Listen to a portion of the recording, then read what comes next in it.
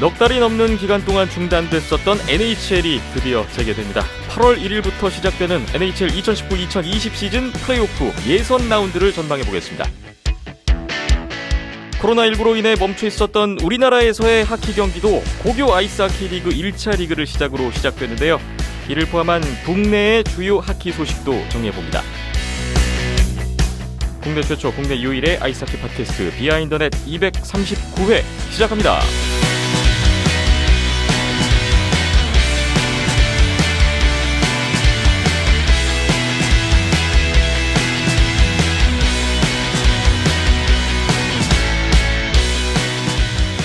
비하인드넷 239회입니다. 7월 31일 금요일 낮에 녹음을 하고 있습니다. 안녕하세요. 김태범입니다. 박김찬 PD, 이현섭 기자 나오셨습니다. 안녕하세요. 네, 안녕하세요. 안녕하세요. 오랜만에 뵙는군요. 네, 비하인드넷 애청자 여러분 잘 지내셨습니까? 오늘 7월 31일 금요일이니까 저희가 238회 녹음을 5월에 했었어요.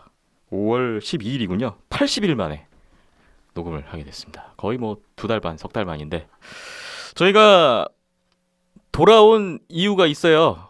NHL 2019-2020 시즌 아직 끝나지 않았습니다. 시즌 재개에 맞춰서 돌아오게 됐는데 그렇게 되면 오늘부로 해서 이제 앞으로 매주 비하인더넷 계속해서 진행을 할 수 있지 않을까 싶은데요. 그렇죠. 네.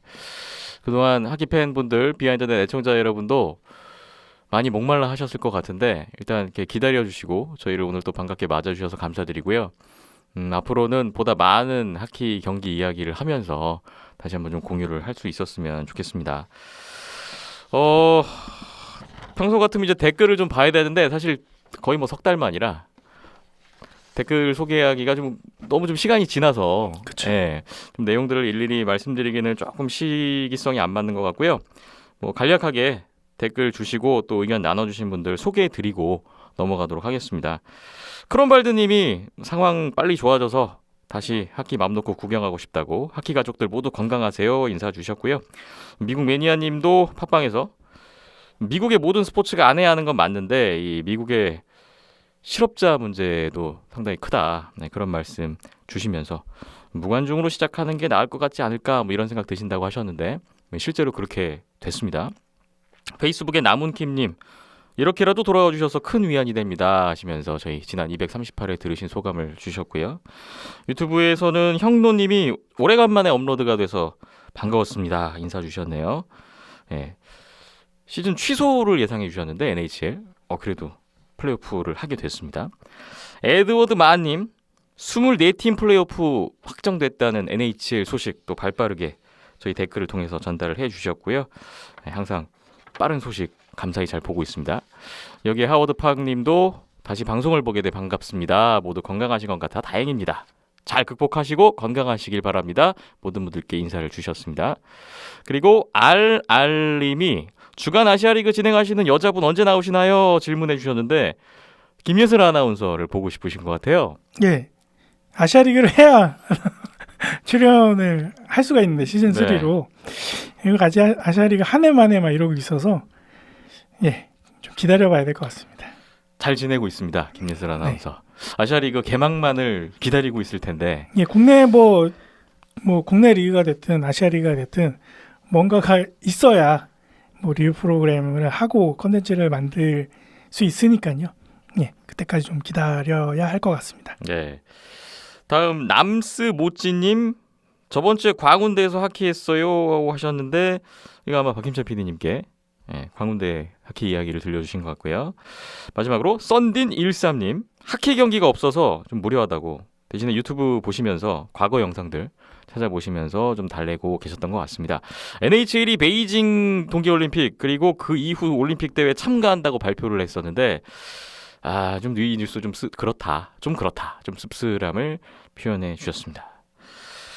이렇게 해서 지난 회 댓글 달아주신 분들 간략하게 소개를 드렸고 의견 나눠주셔서 감사하다는 말씀 다시 한번 전하겠고요.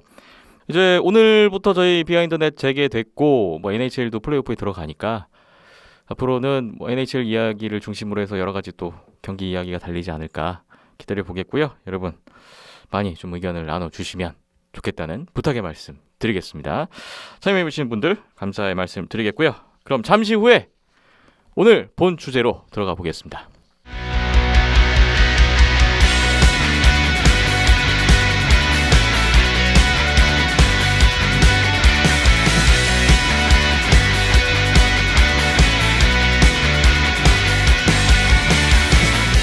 비하인드 239회 오늘 메인 주제 NHL 2019-2020 시즌 멈춰 있었던 시즌이 다시 시작됩니다. 그리고 바로 플레이오프에 들어가는 NHL 시즌이 되겠는데요. 참 그동안 남은 시즌을 어떻게 할 것이냐에 대해서 이런저런 뭐 이야기들이 있었고 여러 가지 과정을 거쳐서 최종 결론이 났고 드디어 캐나다 현지 시각으로 8월 1일부로 남은 시즌 정규리그 차치하고 플레이오프에 바로 돌입하게 된 NHL입니다. 이번 플레이오프 전체적인 포맷이라든지 어떻게 운영이 되는지 좀 설명을 먼저 드리고 오늘 뭐 프리뷰로 들어가야 될 것 같은데 일단은 예년의 플레이오프와는 완전히 다른 포맷이 형성됐어요. 24팀이 플레이오프에 나가게 됐어요. 그렇습니다. 뭐 사실 엄밀히 따지면은 24팀이 다 플레이오프를 나간 건 아닙니다. 그러니까 플레이오프를 나간 팀은 지금 상황에서는 8팀이 확정이 된 거고 나머지 16팀은 플레이오프 이제 예선 라운드죠. 플레이오프 들어가기 위한 예선 라운드 5판 3승 선승제의 뭐 어떻게 보면은 짧은 토너먼트를 한번 해야 됩니다. 네. 거기서 이긴 팀이 기다리고 있는 8팀과 이제 플레이오프를 본격적으로 이제 시작을 하게 되는 거고 기존의 정규리그 순위를 토대로 왜 이렇게 엄격하게 제가 이 예선 라운드는 플레이오프 라운드랑 구별이 돼야 되냐고 말씀을 드리냐면은 트레이드 당시에 이제 플레이오프에 진출을 하면은 일정 지명권을 넘기는 이런 그 조건부 딜을 한 팀들이 있어요. 네. 근데 만약에 그 팀들이 예선 라운드에서 떨어지면 플레이오프에 나간 게 아니게 되기 때문에 엄밀하게 따져 드린 겁니다. 네. 그렇기 때문에 정확하게 말씀을 드리면은 예선 라운드가 시작이 되고 이제 시드 앞서 말씀드린 8팀이 나갔다고 이미 확정이 됐다고 하지 않았습니까? 동부와 서부 컨퍼런스 상위 4팀씩 총 8팀은 1라운드에 직행을 했습니다. 그렇습니다. 1라운드에 직행을 했고 하지만 이 팀들의 최종 순위를 가리기 위해서 라운드 로빈 방식으로 한 경기씩 경기를 치르기 때문에 결국 이거는 줄 세우기가 되는 거고요. 그래서 오늘은 라운드 로빈은 생략을 하고 라운드 로빈은 어차피 1라운드가 또 시작이 되면 또 이 팀들을 한 번 더 이야기를 해야 되기 때문에 생략을 하고 바로 예선 라운드에 대한 이야기를 중점적으로 해보지 않을까 싶습니다. 네, 들어가기 앞서서 잠시 좀 보충 설명을 잘 드리면 일단 이번 플레이오프 모두 무관중 경기로 역시 진행이 될 거고요. 경기 장소가 이 두 곳의 허브 도시를 선정했잖아요. 그렇습니다. 캐나다입니다. 뭐 사실은 베이거스가 굉장히 일찍 뭐 한 6월부터 베이거스는 이미 확정이 됐다라는 보도가 상당히 많이 나왔고 기존 사실화되는 듯 했어요. 근데 갑자기 6월 말부터 코로나 환자가 미국에서 급증하기 시작합니다. 그러면서 사실상 확정이 된 게 결국은 떨어지면서 캐나다 두 곳의 도시인 토론토와 에드먼턴이 선정이 됐고요. 동부 팀들이 이제 토론토에 모이게 되고 서부 팀들이 에드먼턴에 모이게 됩니다. 그러니까 이 24개 팀이 다 토론토와 에드먼턴에 모여서 여기에서만 그렇습니다. 이제 남은 플레이오프 일정을 소화하게 되겠습니다. 그렇습니다. 이제 뭐 호텔도 다 이제 근교의 호텔이 다 이제 배정이 됐고요. 일부 팀들이 이제 묵을 호텔들이 뭐 분산이 돼서 두 곳, 세 곳에 분산이 돼서 이제 진행이 되고 컨퍼런스 결승전과 스탠리컵 결승전은 에드먼턴에서 열리게 됩니다. 그렇습니다. 일정을 보니까 8월 1일부터 예선 라운드 시작해서 10월 초에 스탠리컵 파이널이 끝나는 일정이고 잠시 쉬었다가 12월 말에 2020-2021 시즌을 개막하겠다. 이런 지금 가이드라인은 나와 있는 것 같습니다. 계획 자체는 그런 느낌인데 지금 AHL이 다음 시즌 시작을 12월 2일 이후로 연기를 했다고 발표가 됐기 때문에 무조건 12월 2일 이후부터라고 생각을 하시면 될 것 같고요. 그렇군요. 연내에 어떻게 보면 다음 시즌이 시작될 가능성이 크고 내년에 뭐 올스타 브레이크부터 시작을 해서 일주일 쉬고 뭐 그런 게 있어요. 이제 최근에 도입이 된 이제 바이 위크가 있는데 그것도 다 없애고 타이트하게 돌아가면은 풀 시즌으로 할 수 있다. 라는 이제 NHL은 계획을 가지고 있는 것 같습니다. 그렇군요. 현재 NHL 24팀이 연습 경기를 치르고 있습니다. 7월 28일부터 30일까지. 그러니까 한국 시각으로 31일 오늘까지인데 3일 동안 팀당 한 경기씩 연습 경기를 치르고 8월 1일부터 들어가요. 글쎄요, 이게 거의 5달 만에 지금 각 팀들의 경기를 볼 수 있게 된 건데, 공식 경기를. 전력이 어떻게 되고 있는지, 현재 각 팀들의 상태가 어떤지 참 가늠하기가 어려운 것 같습니다. 거의 뭐 불가능하다고 네. 보는 게 맞고요. 그리고 한 경기일 뿐이고 지켜보신 분들은 아시겠지만 굉장히 이제 설렁설렁하고 느슨하게 하면서 투맨이맨도 막 무수하게 나오고 이제 실수 어마어마하게 많고 그러면 좀 정돈되지 않은 경기들이 많이 나왔습니다. 그래서 네. 조금은 우려되는 부분도 없지는 않아요. 뭐 경기력적인 부분이라든지 네. 도중에 이제 말씀을 드릴지는 모르겠지만 여러 가지 부분에서 조금은 이번 플레이오프 좀 걱정이 되는 게 있습니다. 그리고 무관중으로 돌아가는 그런 시스템 같은 부분은 NHL이 준비는 했다고 하지만은 조금은 확실히 이전 플레이오프들과는 경기의 느낌이 굉장히 많이 다릅니다. 그러게요. 무관중에 뭐 홈 어드밴티지도 사실상 없어졌다고 봐야 될 것 같고. 없죠. 네. 올 시즌은 뭐 사실상 뭐 토론토 에드먼턴이 나가서 홈이긴 하지만은 뭐 원정 라커룸을 써야 되고 이런 부분이 있기 때문에 네. 사실상은 어떻게 보면은 홈 어드밴티지가 올해는 없다라고 봐야죠. 네. 그리고 홈 어드밴티지가 오는 또 가장 이유가 뭐 사실 거리적인 문제 같은 부분이 아니라 관객들이 그런 부분에서도 홈 어드밴티지가 굉장히 크게 결정이 되는데 그런 부분도 없지 않습니까? 무관중이기 때문에. 그래서 올해는 좀 많이 다른 느낌입니다. 어제 제가 연습 경기 결과를 봤는데 시카고가 세인트루이스를 4대0으로 이겼더라고요. 오늘 콜럼버스도 보스턴을 네. 4대1로 제압을 한 게 있기 때문에. 시카고가 서부 12번 시드고 지금 순위상으로 서부 1위가 세인트루이스인데 그렇죠. 좀 예측하기가 상당히 어려운 플레이오프가 될 것 같고요. 그래서 뚜껑을 좀 열어봐야 본색이 좀 드러날 것 같은 그런 이번 시즌 플레이오프의 특수한 상황인 것 같습니다. 오늘 예선 라운드 프리뷰를 준비했는데 예선 라운드는 오전 3선승제로 치러집니다. 동부 컨퍼런스, 서부 컨퍼런스 오늘 나눠서 전망을 간략하게 해보는 시간을 마련했습니다. 이번 그 플레이오프 계속 특수하다라고 말씀을 드리는데 엔트리에서도 좀 차이가 있네요. 코로나 때문에 올해 같은 경우에는 공격과 수비가 될 수도 있고 이제 선수 2명을 스케이터 2명을 추가로 등록을 시킬 수가 있습니다. 뭐 당연히 출전도 가능하고요. 이 선수들이. 그래서 뭐 팀별로 공격수 2명을 써도 되고 공격 수비 1명씩 써도 되고 수비 2명을 써도 되고 안 써도 되고 1명을 써도 됩니다. 네. 이제 그게 자유고요. 어쨌든 이렇기 때문에 다양한 라인을 활용을 잘하는 팀들이나 플레이오프 같은 경우에는 경기 후반이고 중요한 국면에 접어들면 들수록 4라인을 아예 안 쓴다든가 이런 식으로 전략의 이제 폭을 좀 좁히는 일부러 좀 좁히는 감독들도 많은데 네. 아무래도 그런 감독들보다는 다양한 라인을 활용을 한다든가 아니면 깊이가 깊은 팀에 굉장히 큰 이점을 작용할 가능성도 있고요. 그리고 7번째 수비수를 이제 자주 썼고 이제 기용을 좀 익숙한 팀들 이런 팀들도 좀 반사 이익을 볼 가능성이 크입니다. 추가 엔트리 이게 또 경기에 큰 변수가 될 것 같습니다.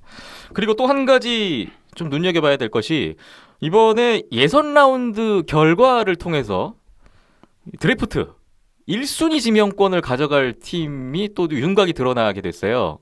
참 안타까운 현실인데 예.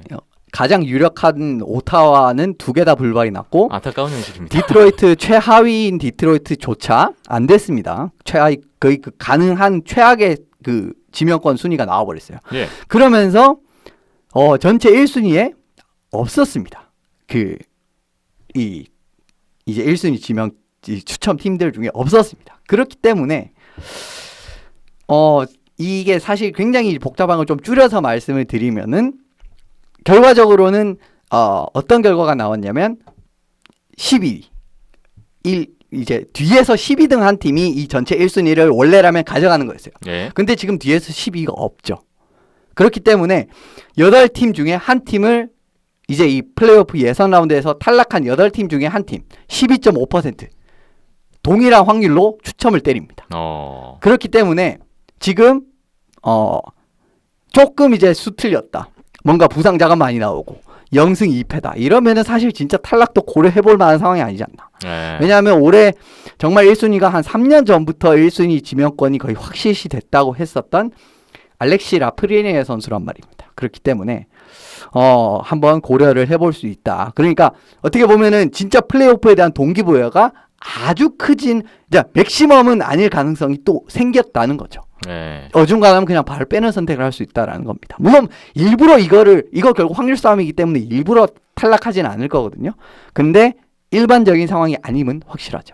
12.5%라는 확률이 해볼 만하죠, 사실. 해볼 만하긴 한데 그렇게 아주 높다고 그렇죠. 보기도 좀 애매하고 참 애매한 숫자인 것 같아요. 근데 어쨌든 12.5%가 안 되더라도 좀 발버둥치다 떨어지는 것보다는 그래도 더 좋은 순위를 어쨌든 가져갈 확률이 크기 때문에 네. 예, 뭐 어느 정도는 변수가 한 1% 정도, 한 1, 2% 정도의 변수, 이런 변수도 있다라는 부분을 언급드리고 싶었던 겁니다. 네. 만약에 팬분들께서 본인이 응원하는 팀이 예선 라운드에서 탈락을 하더라도 12.5%라는 1순위 지명권 확률을 안고 간다는 측면에서는 조금의 위안이 될 수도 있을 것 같습니다. 자, 크게 이렇게 두 가지 변수까지 한번 살펴봤고요. 예선 라운드 동부 컨퍼런스 프리뷰를 시작해 보겠습니다. 일단은 그 정규 시즌 순위를 기준으로 이제 승점 획득률을 그렇습니다. 기준으로, 이게 왜냐하면 이제 정규 시즌 중단됐었던 그 시점에 승점도 다르지만 각 팀이 치른 경기 수도 다 달랐기 때문에 단순 승점이 아니라 이제 승점 획득률을 기준으로 순위를 매겼고요. 컨퍼런스별로 5위 대 12위, 뭐 6위 대 11위, 뭐 이런 식으로 지금 대진이 짜여져 있는 예선 라운드예요. 동부 컨퍼런스 5위 피츠버그 펭귄스 대 12위 몬트리올 캐네디언스가 예선 라운드에서 만나게 됐습니다. 여기부터 한번 전망해 볼까요? 아주 간략하게 이제 오버뷰를 해드리고 그 다음은 이제 팀별로 뭔가 변수 같은 걸 하나씩 짚어드리는 느낌으로 전반적으로 진행이 될 예정입니다. 네. 이 두 팀 같은 경우에는 굉장히 유사한 컬러를 가진 팀들이 자기들의 색깔을 얼마나 발휘하느냐에 대한, 그러니까 업템포 스타일이긴 한데 둘 다 어떠한 더 이제 우리가 더 세다 이런 느낌을 보여줘야 이길 수 있는 시리즈라고 말씀을 드릴 수가 있어요. 사실 이제 최근 들어서 굉장히 두 팀이 좀 템포 그리고 역습 같은 부분에 좀 최적화되어 있는 스타일이 많이 됐습니다. 피츠버그와 몬트리올이 다 그런 느낌으로 가고 있어요. 그래서 이제 뭐 자주 드리는 말씀이 비슷한 색깔이면은 더 센 팀이 이긴다 라는 걸 제가 항상 말씀을 드리죠. 예. 예, 그런 부분으로 갈 것 같고 어느 색깔이 더 진하느냐의 싸움으로 가지 않을까 싶습니다. 예, 그런 느낌으로 갈 것 같네요. 이제 각 팀별로 한 가지씩 눈여겨봐야 될 점을 좀 뽑아주셨는데 피츠버그에서는 뭘 보면 좋을까요? 골텐딩입니다. 왜 이 부분을 말씀을 드리냐면은 사실 피츠버그가 더 색깔이 진한 팀이 맞습니다. 그래서 저는 피츠버그가 이길 거라고 생각을 하는데 그래도 변수가 될 것이 무엇이라고 생각하냐면 골텐딩이에요. 네. 진짜 매트 머리가 올해 이 정도로 부진할지는 아무도 생각을 하지 못했을 겁니다. 정말 어떻게 보면 주전골리라고도 좀 보기 부끄러울 정도 수준의 성적이 나오고 있고 예전에 지적됐던 약점이 개선될 기미가 전혀 보이지 않고 있어요. 그런 부분이 머리가 아픈 부분이고, 그래도 이제 트리스탄 자리 선수가 초중반에 굉장히 이제 좋은 모습 보이면서 올스타도 선정이 됐고 괜찮은 모습을 보이다가 또 중후반 들어가서 옛날 모습이 나오기 시작합니다. 그러니까 좀 백업 골리의 그런 모습이 나오기 시작을 해요. 예. 그렇기 그렇기 때문에 포스트 시즌에서 자리를 믿고 갈 수 있느냐 없느냐가 불확실한 상태란 말입니다. 머리도 부진한데 자리까지 확실한 상황이라면은 두 골리가 다 무너진 상황이 나오지 않으리란 법은 없거든요. 예. 그렇게 되면은 반대쪽 몬트리올에 누가 있습니까? 캐리 프라이스가 있단 말이에요. 어느 정도 이상으로 안 무너질 거란 말입니다. 그러면은 결국 몬트리올이 경기를 또 몇 경기 가져갈 수 있는 여지를 제공을 할 수가 있고 5전 3승이기 때문에 이 몇 경기가 한두 경기만 되더라도 시리즈 분위기가 굉장히 크게 달라질 수가 있어요. 네. 말씀 주신 대로 5전 3선승제라는 이 특수성. 한 경기만 뭐 실수 하나로 만약에 망쳤을 때 이게 만회할 수 있는 기회가 예전만큼 많지 않기 때문에 골텐딩 중요성이 더 커지는 것 같고요. 피츠버그로서는 머리와 자리 이 두 선수가 어떤 모습을 보여줄 것이냐 중요합니다. 그렇다면 몬트리올에서는 어떤 게 관건이 될까요? 전 필립 다너 선수가 얼마나 크로즈비 선수나 말킨 선수를 통제를 잘해주느냐에서 이제 승부가 나지 몬트리올이 그래도 이길 가능성을 조금씩 높일 수 있는 가능성이 요거라고 생각을 합니다. 예. 다노 선수가 굉장히 언급이 안 되는데 NHL에서 제일 지금 수비적으로 뛰어난 공격수 누구냐고 하면은 세 손가락 안에는 무조건 들어야 되는 선수거든요. 이만큼 수비력이 좋은 선수가 크로즈비 선수랑 말킨 선수랑 무조건 매치업이 될 거는 확실하거든요. 근데 여기서 우위를 어떻게 보면은 5대5 싸움 정도는 만들 수가 있어야 피츠버그의 굉장히 큰 강점이라고 할 수 있는 센터 원투펀치의 라인을 하나 지우고 갈 수 있다는 겁니다. 이거는 굉장히 의미가 있는 거거든요. 예. 그런데 이런 시나리오가 펼쳐지게 할 수 있는 선수는 사실 몬트리올에서는 다노 선수 라인이 사실 거의 유일하다고 볼 수가 있어요. 그렇기 때문에 다노 선수 라인이 분전을 해주고 잘 해줘야만이 이 그래도 어려운 이 피츠버그전을 좀 헤쳐나갈 수 있는 그런 배경이 되지 않을까 싶습니다. 피츠버그의 템포와 역습을 저지하는 과정에서 나노 선수를 중심으로 해서 얼마나 몬트리올이 막아낼 수 있을 것인가, 이 부분이 또 중요해 보이는군요. 피츠버그 대 몬트리올, 네, 여기까지 한번 정리를 하겠습니다. 다음 대진으로 넘어가 보겠습니다. 6위 캐롤라이나 허리케인스 대 11위 뉴욕 레인저스의 대결입니다. 여기는 어떻게 보십니까? 캐롤라이나 선수들의 수비 득점 지원 여부를 얼마나 레인저스 선수들이 잘 차단을 하느냐가 큰 관건이 될 겁니다. 네. 캐롤라이나의 강점이 뭐냐고 하면은 수비 진영에서 득점 지원이 상당히 뛰어난 팀이거든요. 이 말은 이제 수비수들이 공격 기여를 굉장히 많이 한다라는 겁니다. 실제로 경기를 보시면은 공격에 가담하는 부분이라든가 수비수의 포인트샷을 정말 제일 적극적으로 쓰는 팀이 캐롤라이나거든요. 그렇기 때문에 레인저스 선수들이 공격수가 됐든 수비수가 됐든 얼마나 이 캐롤라이나 수비수들의 공격 지원을 차단을 해낼 수가 있는 것인지, 요 부분 이 시리즈의 큰 어떻게 보면 줄기가 될 만한 변수라고 생각을 합니다. 캐롤라이나 수비수들의 득점이 얼마나 나올 것이냐, 이 부분을 또 봐야 되겠군요. 각 팀별로 역시 하나씩 관전 포인트를 짚어보겠습니다. 캐롤라이나부터 보죠. 캐롤라이나 같은 경우에는 결과적으로 이제 레인저스에 대한 변수에 맞춰가는 느낌으로 또 가야 되는 부분, 이제 이런 팀 개인 변수는 이렇게 짚어드릴 수가 있는데, 상대방의 1라인의 상대가 될 선수의 활약, 그러니까 상대방의 1라인을 막아내야 될 선수의 활약 여부가 굉장히 중요할 수가 있어요. 근데 그 중심에 있는 선수는 제이콥 슬레이빈 선수 수비, 그리고 센터인 빈센트 트로책 선수가 될 것입니다. 이 선수들이 이제 파나린 선수 라인을 얼마나 제어해 줄 수가 있는지가, 레인저스도 이제 캐롤라이나 수비진의 공격 지원을 이제 차단해야 되는 것만큼이나 중요한 이 변수라고 할 수가 있거든요. 예. 만약에 이제 파나린 선수의 라인에 대한 제어가 생각보다 쉽게 된다라고 하면은 굉장히 원사이드하게 캐롤라이나 쪽으로 기울 가능성이 큽니다. 그렇다면 이제 캐롤라이나가 어떻게 그 레인저스의 1라인을 막아낼 수 있느냐, 이 부분에 대한 말씀이신데, 레인저스의 1라인 공격진들의 활약이 그만큼 중요하겠네요. 예, 정말 중요하죠. 사실은 정말 파나린 선수가 이 정도로 레인저스에서 잘할 줄은 몰랐다라는 게 지금까지의 결론입니다. 사실 파나린 선수가 팀의 에이스가 될 수 있는 능력이 있고, 그리고 정말 득점력이 뛰어나고, 사실상 팀의 에이스 같은 부분은 콜럼버스 시절에 다 보여줬어요. 근데 그거보다 더 한 단계 진보한 시즌을 올 시즌 보여줬다라는 겁니다. 우리 파나린 선수는 어디를 가든 잘하네요. 예, 사실 네. 이 정도로 잘할 줄은 저도 몰랐는데, 네. 예, 저 잘하고 있고, 지금 데이비드 케인 감독 체제에서 이전 공격력보다 훨씬 더 좋은 모습을 보여주고 있거든요. 올해 정규 시즌 10경기를 덜 치렀는데 포인트가 10개 더 많습니다. 네. 풀시즌을 치른 것보다. 그만큼 이제 어떻게 보면은 팀의 에이스 공격수를 넘어서 MVP에 걸맞는 활약을 보여주고 또 있거든요. 그리고 지난 시즌부터 1라인에서 활약을 하고 있는 미카 지바나자드 선수의 활약와도 호흡이 상당히 뛰어납니다. 이제 지바나자드 선수도 40골을 넘게 넣으면서 올해 어떻게 보면 또 자신 커리어에서 한 단계 도약한 시즌을 둘이 지금 같이 보이고 있거든요.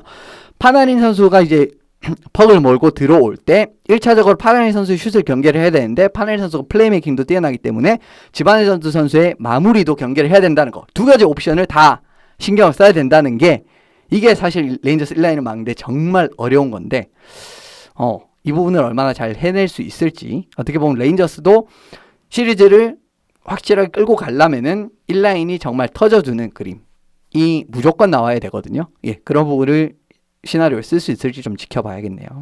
이 두 팀의 대결에서는 파나린 선수가 많이 보인다면 레인저스 쪽으로 좀 기울 그렇죠. 가능성이 높고, 반대로 파나린 선수가 잘 안 보인다면 캐롤라이나 쪽으로 좀 기울 수 있는 그런 예상을 해볼 수 있을 것 같아요. 예, 만약에 잘 안 보이게 되면은 굉장히 급속도로 이제 캐롤라이나 쪽으로 이제 흘러갈 가능성이 큽니다. 네, 그만큼 키 플레이어는 파나린 선수인 것 같습니다. 다음 시리즈로 넘어가 보겠습니다. 동부 7위 뉴욕 아일랜더스 대 10위 플로리다 팬서스가 맞대결을 펼칩니다. 예, 뭐 아주 간단하게 설명을 드리면은 수비 대 공격이라고 그냥 요약을 드릴 수가 있을 것 같습니다. 체계적인 수비 그리고 간결한 공격을 자랑하는 뉴욕 아일랜더스, 반면에 공격진의 깊이와 창의성으로 승부를 보는 플로리다거든요. 이게 어떻게 보면은 진짜 공격, 수비와 방패와 창 싸움이라고 할 수가 있는데, 아일랜더스가 이제 체계적인 체킹으로 플로리다 공격진을 갉아먹을 가능성이 있고, 이렇게 되면 이제 아일랜더스 쪽으로 흐름이 흘러갈 가능성이 크고요. 플로리다가 공격진의 깊이로 이 갉아먹는 흐름을 끊어낼 수가 있으면은 플로리다의 흐름으로 갈 가능성이 상당히 높습니다. 플로리다의 창과 뉴욕 아일랜더스의 방패 대결 이렇게 압축이 될 것 같은데요. 그러면 한 팀씩 이제 봐야 되는데 아일랜더스는 수비가 관건이겠네요. 예, 뭐 수비가 관건인데 그 중에서 페널티 킬링이 조금 이제 약간 염려가 되는 부분이 있습니다. 아하. 탄탄한 수비력에도 불구하고 아일랜더스 페널티 킬링은 올해 딱 평균입니다. 딱 평균보다 조금 높은 수준이에요. 15위였던 걸로 기억을 하는데, 그런데 이제 플로리다 파워플레이가 10위입니다. 10위 정도면 상위권이라고 볼 수가 있죠. 그런데 상위권보다 더 높게 봐야 되는 이유가 바르코프, 위베르도, 다도노프, 호프먼 뭐 이런 선수들이 굉장히 공격에서 두각을 나타낼 수 있는 선수들이 굉장히 많고, 이 라인에 하울라, 코널리 뭐 이렇게 좋은 선수들이 많이 나온다는 겁니다. 그래서 10위보다는 사실 조금 더 좋게 봐야 되지 않나 라고 생각을 하거든요. 그런데 페널티 킬링에서 만약에 여지를 주게 된다라고 하면은 득점력이 약한 아일랜더스이기 때문에 시리즈가 어렵게 흘러갈 가능성도 없지 않아 존재를 한단 말이에요. 예. 그런 부분을 좀 경계를 해야겠죠. 아일랜더스의 페널티 킬링에 주목해 주셨고, 플로리다는 공격적을 봐야 되지 않나 예상을 했었는데 아닌 것 같습니다. 보브롭스키가 얼마나 잘해주느냐. 요거 사실 하나입니다. 진짜 초대형 계약으로 플로리다로 이적을 했는데 영 상태가 좋지가 않아요. 올해 경기력이 참, 올해 플로리다 경기를 봐도 참 좋지 못합니다. 물론 이제 보브롭스키 선수도 손 쓸 수 없는 이제 그런 상황 자체도 있었어요. 근데 그런 상황 말고도 참 올해 참 보브롭스키 선수의 활약 자체가 나쁘고, 공격이 사실 생각대로 풀리는 경기 같은 경우에는 보브롭스키 선수가 뭐 한 3골 먹어도 플로리다가 선수들이 5골 넣으면 이기잖아요. 그런데 아일랜더스가 좀 다득점 경기 양상을 차단하는 능력이 좋은 팀입니다. 왜냐하면은 이 팀은 공격을 전개를 하는데도 굉장히 안정적으로 전개를 하거든요. 덤프앤체이스를 할 필요도 없음에도 불구하고 안정적으로 덤프앤체이스로 퍽을 넣어놓고 체킹으로 다음 뺏어내고 굉장히 안정적으로 공격을 하는 팀이기 때문에 좀 공격이 생각보다 잘 안 풀릴 가능성이 큽니다. 그렇기 때문에 보브롭스키 선수가 실점을 얼마나 통제를 하느냐가 굉장히 중요한 변수가 되게 될 것 같네요. 마지막으로 여담을 드리면은 이 두 팀 감독이 베리 트로츠 감독과 조엘 코엔빌 감독의 대결이라서 NHL 역사상 거의 뭐 숫자로는 손꼽히는 감독의 이름값 감독들이 대결. 또 플레이오프에서 또 이렇게 맞붙게 되는데 또 어떤 결과가 나올지 또 궁금하네요. 그런 또 흥미 요소가 있군요. 뉴욕 아일랜더스 대 플로리다 팬서스의 대결까지 짚어봤습니다. 동부 컨퍼런스 예선 라운드 프리뷰를 하고 있고요. 다음 대진 보겠습니다. 동부 8위 토론토 메이플 리프스 대 9위 콜럼버스 블루 재킷츠가 만나게 됐습니다. 어떻습니까? 한마디로 요약을 드리면 두 팀은 정규 시즌에 성공을 가져다 줄 수 있는 스타일 대 플레이오프에서 성공을 가져다 줄 수 있는 스타일의 대결이라고 요약을 드릴 수가 있겠습니다. 이게 무슨 의미인가요? 토론토의 공격은 사실 리그 최고급이라고 해도 과언이 아니거든요. 최근 트렌드라고 할 수 있는 속도전에도 가능하고 훌륭한 센터 듀오를 포함을 해서 공격 지역의 창의력 같은 부분도 너무 뛰어난 팀입니다. 하지만 이런 부분이 플레이오프에서 사실 이런 팀 컬러를 가진 리가 토론토가 꽤 됐지만 보스턴을 넘어서지 못하고 있죠. 그러니까 굉장히 예쁘고 재밌고 화려하고 득점도 빵빵 터지고 멋있게 하고 다 좋은데 사실 이런 스타일로는 플레이오프에서 이길 수 있는 스타일은 저는 아니라고 생각을 합니다. 그리고 실제로 알렉스 오베치킨 선수도 토론토를 이긴 다음에 이런 얘기를 했었어요. 예, 토론토는 지금 플레이오프에서 이기는 스타일이 아니라고. 예, 그런 부분에서 말씀을 그러니까 드릴 경기 수가 있는 내용은 거죠. 굉장히 재밌고 시원시원하고 좋은데 그렇죠. 뭔가 승리를 위한 뭔가 결과를 내기엔 좀 불리하다는 말씀. 왜 이런 이야기를 네. 말씀을 드릴 수가 있냐면은 플레이오프가 되면은 자연적으로 수비가 강해질 수밖에 없습니다. 그렇게 되면은 예쁘고 재밌고 그냥 멋있게 하고 이런 플레이는 한계가 있어요. 네. 한계가 있습니다. 좀 요 한계가 있었던 재미없지만 이기는 결과가 나올 수 있는. 그렇죠. 이 한계를 제일 잘 보여줬던 팀이 또 한 10년 전에 있었습니다. 워싱턴 캐피털스가 있었어요. 네. 예, 딱 그런 느낌입니다. 사실 그거보다 이제 전력이 조금 더 좋긴 합니다만은 사실 토론토는 그런 느낌이고 반면에 콜럼버스는 어린 선수들이 지금 한층 더 성장한 모습 올해 보여주고 있거든요. 그러면서 공격, 수비 다 할 것 없이 깊이 자원들이 뛰어납니다. 선수진의 깊이가 굉장히 탄탄하고요. 토토렐라 감독 특유의 압박 그리고 슛 블로킹과 같은 어떻게 보면은 그 좀 화려하진 않지만은 기본적으로 해야 할 좀 덕목 같은 부분 이런 부분에서는 조금 더 어떻게 보면 좀 플레이오프에 사실 이런 하키가 알맞습니다. 플레이오프를 이기기 위해서는 그런 스타일을 보여줬기 때문에 그래서 콜럼버스가 작년에 어디를 잡았죠? 템파베이를 잡았습니다. 그렇습니다. 그리고 재작년에는 워싱턴 캐피털스와 거의 호각에 가까운 승부를 펼쳤죠. 그리고 그 전년도에는 우승팀 피츠버그한테 졌습니다. 예. 콜럼버스가 상대가 안 좋아서 그렇지 약한 팀이 절대 아니었다는 거예요. 그러니까 팀 컬러 자체가 플레이오프에 안 먹힐 컬러가 절대 아니었다는 거예요. 다 챔피언 팀한테 진 거예요. 어떻게 보면은 지금 보스턴한테 결국은 작년에 지긴 했는데 보스턴도 결과적으로는 그렇죠. 스탠리컵 결승전에 올라간 팀입니다. 그렇기 때문에 그리고 보스턴이랑 경기도 그렇게 이제 밀리는 경기가 아니었거든요. 그래서 저는 좀 제 생각은 정규 시즌에 성공을 가져다 줄 수 있는 스타일과 플레이오프에 성공을 가져다 줄 수 있는 스타일 이 대결이라고 요약을 드릴 수 있을 것 같네요. 토론토와 콜럼버스 두 팀 다 정규 시즌 순위가 높지 않은 공통점은 있는데 이제 내면을 들여다보면 팀의 어떤 특색을 본다면 토론토는 플레이오프에서 좀 고전할 가능성이 있다. 예. 반면에 콜럼버스는 플레이오프에서 돌풍을 일으킬 가능성이 높은 색깔을 갖고 있다. 그렇죠. 네, 팀의 색깔이 정리를 그렇다는 해볼 수 거고. 있을 것 같습니다. 예, 실제로는 또 어떻게 보면 이번에 토론토가 한 고비를 넘기면 또 잘 나갈 가능성도 있지만 제가 생각했을 때 이제 팀의 스타일은 이렇다라는 겁니다. 그렇군요. 토론토와 콜럼버스 한 가지 변수씩 보겠습니다. 토론토는 뭘 보면 좋을까요? 전 수비진이라고 생각을 합니다. 안데르센 선수에 대한 이제 비난의 목소리도 있지만 1차적으로 전 수비진이 아직은 못 믿어온 레벨이라고 봐요. 어떻게 보면 작년보다 더 약해졌다라고 생각을 하는데 축이 될 만한 선수들이 있고 이 선수들이 결코 나쁘진 않습니다. 축이 될 만한 선수 누구냐? 머진, 라일리, 베리 요 세 선수입니다. 나쁘진 않아요. 근데 사실 머진을 제외를 하면은 나머지 축이 될 만한 선수 두 명인 라일리와 베리 선수는 수비력에서 그렇게 뛰어난 선수들이 아니라는 겁니다. 그런데 그렇다고 이걸 보완해주는 선수들이 수비력이 뛰어나라고 하면은 그렇지는 않다라는 거예요. 그게 제일 큰 문제점이고 그리고 앞서 말씀드렸듯이 콜럼버스가 깊이의 강점이 있다고 말씀을 드렸잖아요. 이제 젊은 선수들이 올라오면서 그리고 콜럼버스 선수들이 대부분 오늘 시범역의 부상에서 회복이 됐고 보선을 4대1로 잡았습니다. 그런 부분에서 나오고 득점 가능성 여러 라인에서 득점 가능성이 있는 깊이이기 때문에 그런 콜럼버스의 강점과 맞물린다면은 제가 생각했을 때는 이 첫 어떻게 보면은 예선 라운드 동부 쪽에서 업셋이 나오기는 제일 가장 가능성 높은 시리즈가 이 시리즈예요. 물론 순위 때문에 그런 것도 있지만 실제로 스타일 같은 부분이나 여러 가지를 놓고 해부를 해봐도 저는 그렇다라고 생각합니다. 물어보기 전에 콜럼버스의 우세를 점치시는 것 같아요. 콜럼버스의 변수 보겠습니다. 하지만 콜럼버스도 화력전 양상이 나오는 건 제어를 해야 돼요. 올 시즌 콜럼버스가 주축 득점원이 어쨌든 많이 빠진 상황입니다. 듀시에인 빠졌죠. 파나린 빠졌죠. 그리고 일부 선수들도 더 빠진 상황이에요. 근데 그렇기 때문에 올해 딱 보시면은 콜럼버스가 골을 잘 넣는 팀이 아니게 됐습니다. 물론 이제 깊이 자원에서 골을 만들어낼 수 있는 능력 자체는 있지만 골을 많이 넣는 팀이 아니라는 거예요. 한 경기에서.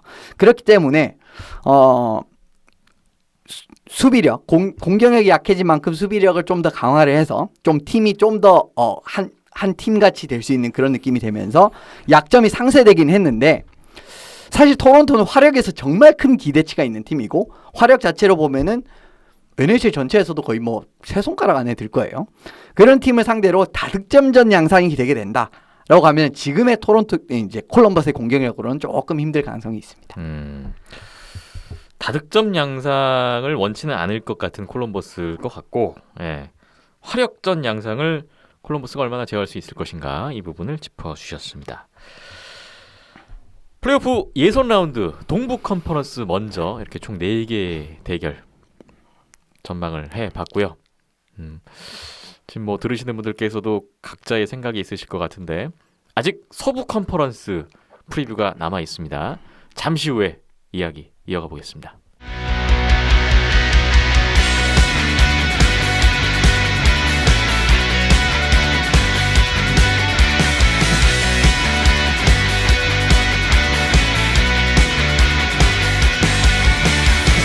네, NHL 2019-2020 시즌 재개 플레이오프가 현지 시각 기준으로 8월 1일에 시작되는데 오늘 예선 라운드 프리뷰를 하고 있고요. 이번에는 서부 컨퍼런스 살펴보겠습니다. 서부 컨퍼런스도 역시 순위 순서대로 진행을 하겠고요. 먼저 서부 5위 에드먼턴 오일러스 대 12위 시카고 블랙호크스의 대결입니다. 에드먼턴에서 경기를 치르는데 뭐 홈이라고 하기에도 좀 뭐하고 그렇죠. 네. 뭐 토론토도 앞서 마찬가지네요. 네. 에드먼턴이 일단 순위는 좀 많이 앞서는 편이었고요. 정규 시즌에서. 하지만 시카고가 지금 서부 1위 세인트루이스를 연습 경기에서 잡은 상황. 궁금해집니다. 어떻게 보십니까? 공격과 공격 힘싸움의 승리자가 결과적으로는 이 승부를 잡을 가능성이 크다라고 생각을 합니다. 사실 어떻게 보면 에드먼턴이 올해 같은 경우에는 맥데이비드 선수와 드라이자이틀 선수를 분리를 했는데 성공을 했어요. 이제 1, 2라인의 힘이 굉장히 균등하게 갖춰지는데 성공을 한 상황입니다. 예. 그러면서 리그 최고의 파워플레이 어디냐? 에드먼턴이거든요. 이렇게 힘을 가지고 있는 에드먼턴과 공격 찬스를 만드는 데 있어서는 진짜 아직 시카고는 살아있습니다. 어떻게 보면 예전보다 콜리턴 감독이 이런 부분은 더 잘 짠 것 같아요. 쿠엔빌 감독보다 공격 이제 찬스 자체를 만드는 부분. 물론 이제 선수진이 예전만 못하기 때문에 그걸 골로 만들어내는 데는 예전만큼 못하지만은 여전히 공격 찬스를 만드는 데 위협적이고 시범 경기에 그대로 나왔습니다. 예. 그 부분도 경기로 확인해 하시면 될 것 같고요. 자연스럽게 좀 어떻게 보면 진짜 화력전 양상, 힘 대 힘의 싸움. 여기는 골이 좀 많이 나올 것 같다. 그렇습니다. 그냥 뭐 개인적인 예측인데 골이 많이 나올 가능성이 큰 시리즈가 되지 않을까 싶습니다. 힘 대 힘의 대결을 예상해주고 계십니다. 에드먼턴의 관전 포인트 뭐가 있을까요? 수비 선수들이 얼마나 이제 그 시카고의 속공을 대응할 수 있느냐라는 부분이 굉장히 큰 변수가 되지 않을까 싶습니다. 시카고 공격 전개가 보시면 굉장히 빠르고 간결하고 수비수들이 정말 퍽운만 같은 걸 잘하면서 공격에도 많이 가담을 하는 스타일이란 말이에요. 그런데 공격에서는 사실 어떻게 보면은 앞서 설명한 슈퍼스타들의 힘으로 시카고가 맞설 수가 있는, 어떻게 보면 시카고가 더 세다라고 볼 수가 있어요. 어떻게 테이브즈 선수가 예전만큼 사실 못하기 때문에 공격 부분에서의 기여, 물론 수비 부분 대단하지만 공격 기여는 좀 예전만 많이 못한 지금 상황이 됐기 때문에 어떻게 보면 슈퍼스타 2명의 공격 슈퍼스타 2명에 대한 힘싸움은 에드먼턴이 이길 가능성이 굉장히 큽니다. 그런데 시카고 수비진의 좀 적극적인 공격 가담 부분 같은 능력에서 대응 능력이 부족을 해가지고 거기서 구멍이 나기 시작을 해서 실점 많이 하기 시작을 한다라고 하면은 조 시리즈가 어려울 가능성이 크고, 에드먼턴은 사실 시카고보다 골텐딩은 많이 밀립니다. 네. 크로포드 선수보다 어떻게 보면 코스키넨 선수나 스미스 선수 누가 나올지 모르겠지만은 많이 밀리는 상황이에요. 그렇기 때문에 수비진에서 공격 시작하는 부분부터 좀 확실하게 차단할 필요가 있습니다. 에드먼턴으로서는 그 부분에 유의를 해야 될 것 같고요. 그렇다면 시카고에서는 뭘 중점적으로 봐야 될까요? 힘 대 힘의 싸움이기 때문에 상대방의 가장 강력한 힘인 톱6 싸움에서 밀리지 않는다면은 시카고가 의외의 결과를 만들어낼 가능성도 충분해요. 예. 에드먼턴만큼은 아닌데 시카고의 톱6도 나쁘지는 않습니다. 1, 2라인에 케인 선수, 테이브즈 선수가 각각 위치를 하고 있고요. 데브린킷, 올해 30골 넣은 쿠발리크, 그 다음에 브랜던 사드, 여러 가지 선수들이 굉장히 많기 때문에 어떻게 보면은 톱6의 힘 자체는 있습니다. 에드먼턴이 조금 더 셀 뿐이에요. 근데 만약에 이런 힘까지도 굉장히 단기전 5경기잖아요. 맞춰낼 수가 있다라고 한다면은 충분히 시카고도 시드 차이는 나지만 해볼 만한 싸움으로 될 가능성이 큰 시리즈라고 할 수가 있겠네요. 네, 뭐 맥데이비드, 드라이사이틀, 케인, 테이브스 이런 선수들 언급이 됐는데 정말 뭐 언제든 골을 만들 수 있는 능력을 가진 양 팀의 뭐 에이스 선수들이라고 볼 수가 있겠고 이 선수들이 얼마만큼 득점에 관여를 해줄 수 있느냐 양쪽 다 눈여겨봐야 될 것 같습니다. 에드먼턴 대 시카고부터 살펴봤습니다.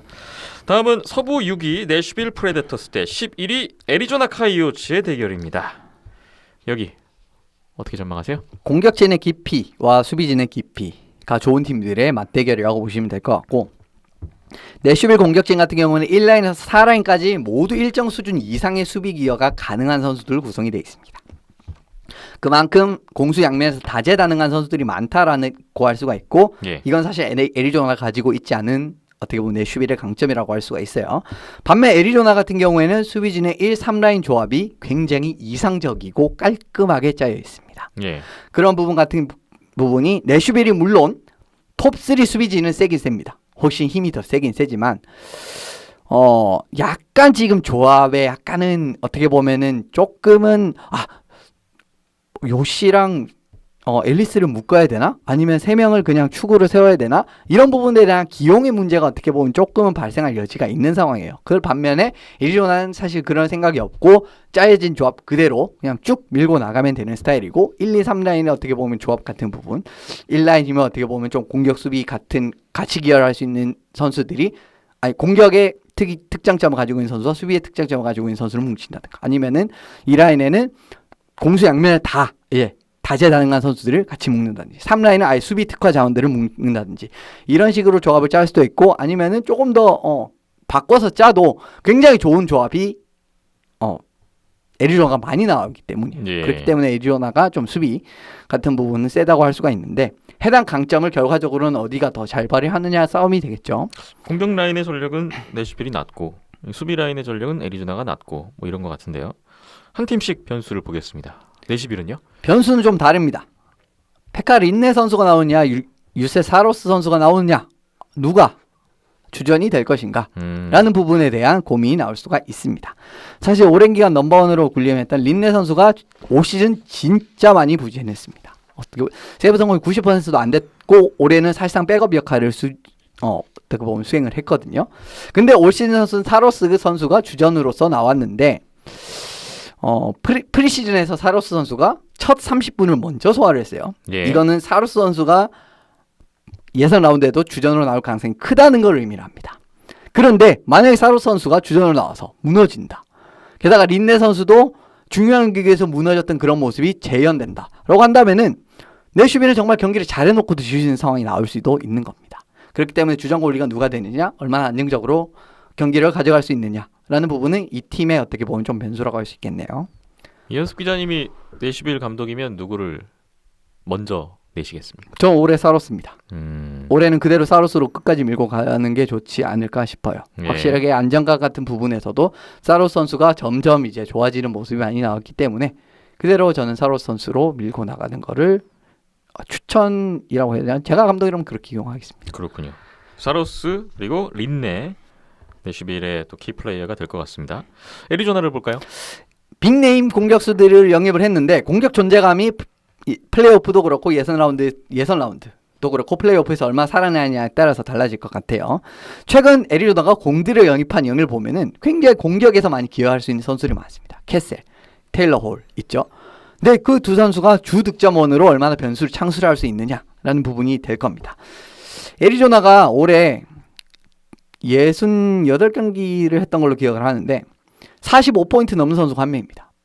45포인트 넘는 선수가 한 명이에요. 슈멀츠. 닉 슈멀츠 한 명뿐입니다. 홀 선수가 괜찮긴 했거든요. 물론 뭐 경기 수가 적어서 그렇지. 그래도 MVP 시즌 정말 어마어마했던 그 뉴저지의 멱살을 잡고 끌고 갔던 MVP 시즌과 비교하면은 굉장히 무리가 있는 수준의 또 득점력을 보여줬던 한 해였어요. 캐셀 선수는 피츠버그의 지난해 82개 포인트를 했는데 올해 38개밖에 못했습니다. 그런 부분의 기대치를 전혀 충족하지 못하는 결과가 나오고 있어요. 네. 그래서 수비가 안정화가 돼 있기 때문에 사실 공격만 어떻게 보면 잡으면 되는데 만약에 이 두 선수가 진짜 플레이오프에서 경기력을 끌어올릴 수가 있어서 공격에서 안정적인 기여를 보여주게 된다면은 애리조나가 생각보다 더 높은 위치로까지도 올해는 갈 수가 있는 시즌이라고 생각을 하는데 예. 요 한 고비를 처음 넘어가는 게 중요하겠죠. 애리조나의 최근에 뭐 가장 큰 고민거리 중에 하나는 저조한 득점력 뭐 이런 거였는데 캐셀, 홀 말씀 주신 선수들이 이름값을 해낼 수 있느냐. 그렇죠. 이걸 봐야 이름값을 되겠습니다. 해내는 게 중요합니다. 네. 서부 컨퍼런스 예선 라운드 전망해 보고 있습니다. 다음 대결 보죠. 서부 7위 밴쿠버 커넉스 대 10위 미네소타 와일드의 대결입니다. 어떻게 보면은 이 시리즈도 레인저스 캐롤라이나가 조금 생각을 한 느낌으로 유사하게 흘러갈 가능성이 큰데 파워플레이 및 밴쿠버 이제 파워플레이 및 1라인을 얼마나 미네소타가 잘 대응하느냐가 경기 줄기를 가능하는 큰 변수가 될 겁니다. 예. 어떻게 보면 밴쿠버 같은 경우에는 1라인 그리고 파워플레이 같은 경우에는 지금 퍼시픽 3위였던 걸로 기억을 하는데 밴쿠버가 4위였나요? 3, 4위 정도까지도 올라갈 수 있는 이유가 뭐냐라고 하면은 밴쿠버 1라인 때문입니다. 이 1라인이 거의 그냥 물론 이제 마르크스 크램 선수의 활약도 있었습니다만은 1라인 활약이 일단 제일 컸어요. 예. 그런 부분에서 밀러, 페테르손, 베서, 휴즈, 호벳 요 5명이 이루는 파워플레이 라인 이거는 어떻게 보면 NHL 최고급이라고 올 시즌만 딱 놓고 봤을 때는 최고급이라고 봐도 정말 무방할 정도의 활약을 올렸습니다. 네. 그렇기 때문에 이 선수들이 뭐 매 경기 파워플레이 한 골씩 이상씩 만들어 주게 된다면은 밴쿠버가 정말 수월하게 경기의 흐름을 가져갈 수 있을 가능성이 있는 시리즈예요. 밴쿠버의 1라인 그 중에서도 파워플레이 가장 큰 변수가 될 것 같은데 한 팀씩 또 추가적으로 보겠습니다. 밴쿠버 먼저 볼까요? 새로 영입된 선수들의 활약 여부 결국 뭐 어떻게 보면 애리조나랑 또 비슷한 느낌인데 밴쿠버 같은 경우에는 지난 시즌 올 시즌 보시면 테너 피어슨, 오렌 타일러 토폴리 1라인을 보조할 수 있을 만한 자원들이죠. 이런 선수들을 이제 적극적으로 영입을 하는 모습을 보여주고 있고 좀 이 선수들이 5대5 상황에서는 1, 2라인에서 앞서 말씀드린 뭐 밀러, 페테르손, 베서, 호벳 이런 선수들과 섞이면서 1, 2라인을 구축을 하고 있고 생각보다 잘 돌아가고 있습니다. 그렇기 때문에 피어슨, 토폴리오 두 선수가 1라인의 짐을 조금 덜어주는 데만 성공을 한다면은 좀 밴쿠버 1, 2라인 득점 힘을 미네소타가 막아내기 조금 버거운 이런 양상으로 흘러갈 가능성도 상당히 큽니다. 네. 한 팀이 성공적인 시즌을 보내기 위해서 여러 가지 것들이 필요한데 저는 이 부분 되게 중요한 것 같아요. 그 전 시즌과 비교했을 때 새로 들어온 선수들이 얼마나 팀에 기여할 수 있느냐. 그 뭐 신인 선수들이라든지 이렇게 새로 들어온 영입된 선수들 이런 선수들이 좀 보탬이 된다면 성적은 확실히 올라갈 수 있지 않을까 예상해 봅니다. 예, 그래서 뭐 실제로 이제 밴쿠버도 올해 예선 라운드에 진출을 할 수가 있었던 것도 이런 부분도 없지는 않다라고 봅니다. 네. 밴쿠버도 이제 점점 전력이 좋아지고 확실하게 좀 좋게 발전하는 모습이 보이고 있기 때문에 그렇고요. 예. 플레이오프에서도 좀 연장선상으로 봐야 될 것 같은 밴쿠버군요. 다음 미네소타를 보겠습니다. 기존 주축 자원들이 얼마나 분전을 해줄 수 있느냐의 여부입니다. 사실 이 팀은 기존 주축 자원이 올해 이번 플레이오프 때는 좀 중요하다고 할 수가 있는데 수비의 라이언 수터, 공격수에는 잭 퍼릿의 미코 코이부 이런 선수가 되겠죠. 어떻게 보면은 수비적인 역할에서 수터, 퍼릿의 코이부 요 세 선수가 굉장히 큰 역할을 해낼 수가 있는 선수이기 때문에 예. 앞서 말씀드린 밴쿠버 1라인과 직접적인 매치업 가능성도 없지 않습니다. 그리고 코이브 선수 라인을 매치하는 과감한 전략을 쓰는 것도 나쁘진 않아 보여요. 최근에 코이브 선수가 좀 굉장히 수비적인 역할에만 치중을 하는 그런 느낌으로 가고 있는데 그런 흐름도 나쁘지는 않아 보입니다. 그런데 여기서 밴쿠버 1라인을 틀어막으면 사실 다른 깊이 싸움에서는 미네소타가 충분히 해볼만 하거든요. 갈체뉴크도 있고 좀 기복이 있는 스코어라긴 하지만 라이언 도너터 선수도 있고 폴리노 선수도 있고 공격진은 최근에 괜찮은 선수들이 많아졌어요. 네. 이제 요엘 에릭슨 선수도 최근에 괜찮아졌고 이런 부분이 있으면은 결과적으로 1라인을 잘 뜯어 막을 수 있으면은 좀 승리 가능성도 있고 결과적으로 좀 뉴욕 레인저스와 레인저스 시리즈와 약간의 조금은 다른 양상일 가능성은 있지만은 좀 전반적인 궤는 비슷하게 흘러갈 가능성이 높은 시리즈라고 생각합니다. 서로 반대네요. 밴쿠버는 새로 들어온 선수들의 여부, 미네소타는 기존 자원들의 여부. 네. 이 두 가지를 좀 봐야 될 것 같습니다. 서부 컨퍼런스 마지막 시리즈만 남아 있군요. 서부 8위 캘거리 플레임스 대 9위 위니펙 제치의 시리즈 전망해 보겠습니다. 이 시리즈는 사실 막 그렇게 주목할 만한 포인트가 없습니다. 왜 이런 말씀을 또 드리냐면은 이 두 팀이 정규 시즌에 한 경기를 맞대결을 상대 대결을 했는데 그 경기가 야외 경기였어요. 그렇기 때문에 좀 직접적인 예시로 드리기는 좀 어렵습니다.